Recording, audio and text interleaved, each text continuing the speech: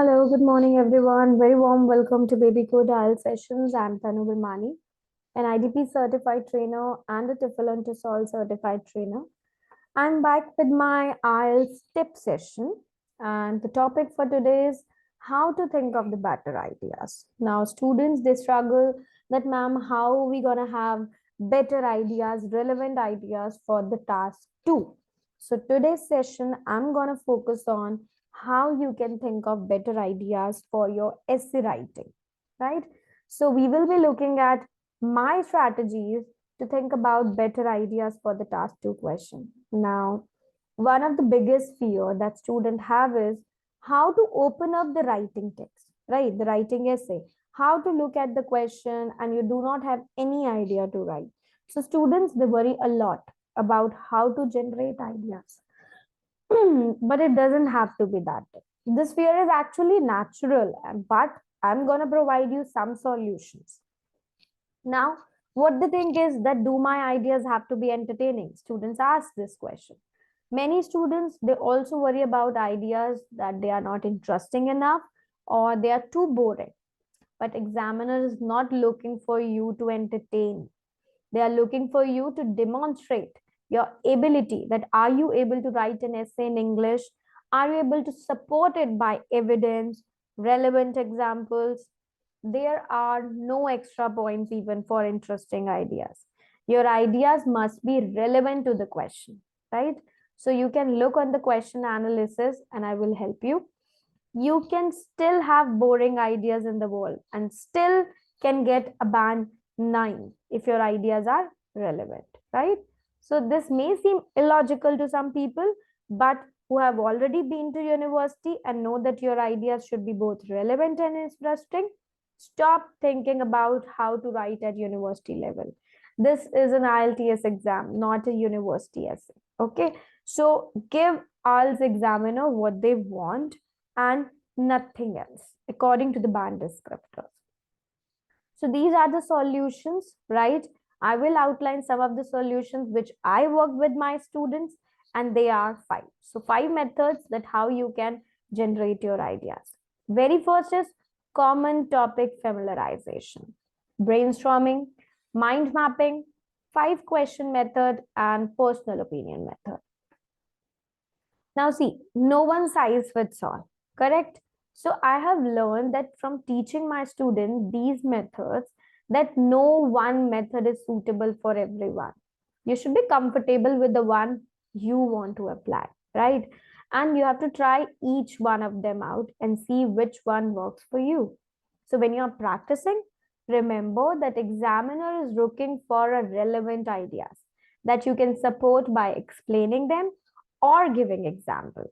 You should also use the one that gives you ideas quickly because you will have only 2 to 3 minutes for idea generation in the exam.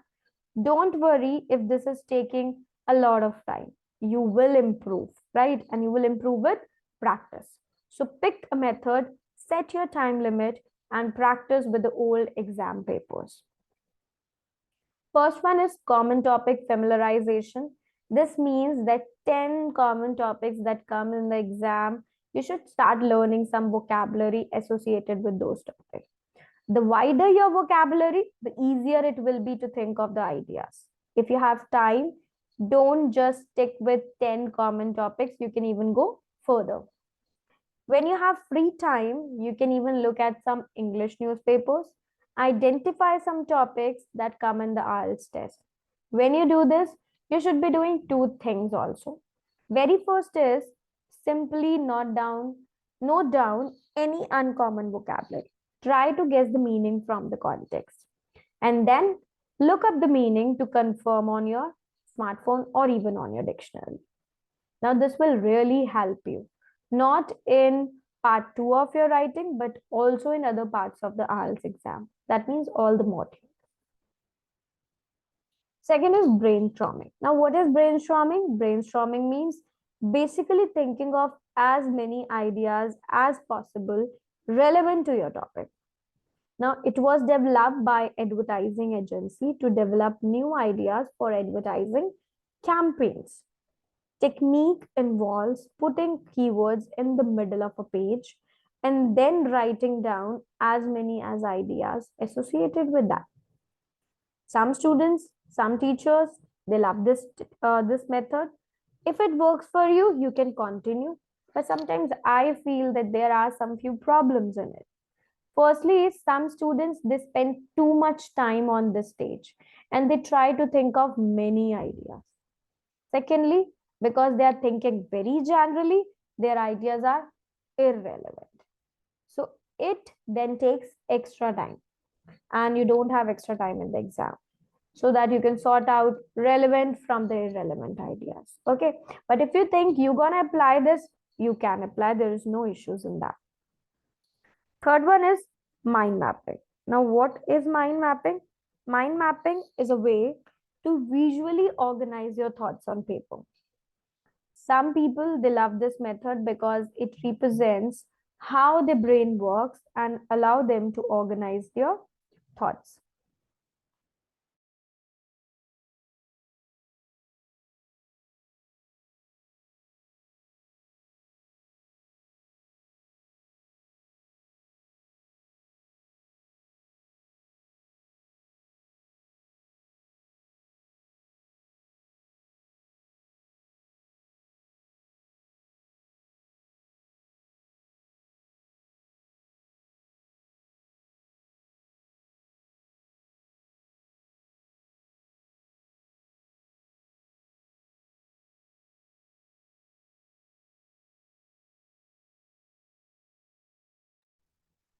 So this is like organizing your thoughts, right? And it is much more organized than simple brainstorming. And it can be done very quickly once you have practiced few times with different questions.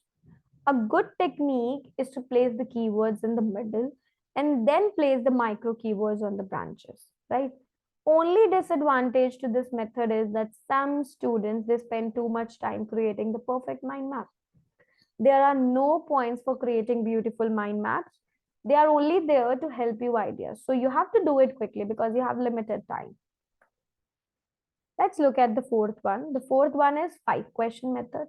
Now this method uses who, what, why, where, how question words so that you can generate ideas for your task too. And this works best for the people who think very logically and they know a little about the topic already, right? So let's look at an example. In some countries, young people are encouraged to work or travel for a year between finishing high school and starting university studies. Discuss the advantages and disadvantages for the young people who decide to do this. Now, why? To gain experience, to experience in life in different countries, to experience different culture, understanding the culture, to make money before going to university, lazy, not mature. Where? Next question. Tourist destination, developing countries, local businesses, internship, big company. How? You're going to save money, permission from parents and university, apply for internship or job, travel to inexpensive countries. So you can see that in a couple of minutes, we have generated ideas by asking ourselves just 3 or 5 questions.